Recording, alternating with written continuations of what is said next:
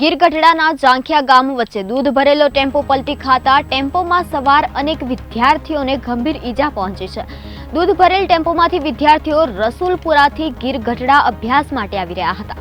તે દરમિયાન અચાનક દૂધ ભરેલો ટેમ્પો પલટતા અકસ્માત સર્જાયો હતો। મળતી માહિતી મુજબ ગીર ગઢડામાં જાંખિયા ગામ વચ્ચે દૂધ ભરેલો ટેમ્પો પલટ્યો હોવાની અકસ્માતની ઘટનામાં 14 વિદ્યાર્થીઓ ઈજાગ્રસ્ત થયા છે। અકસ્માતની ઘટનામાં 8ને ગંભીર ઈજા અને અન્ય 6ને સામાન્ય ઈજાઓ પહોંચી છે।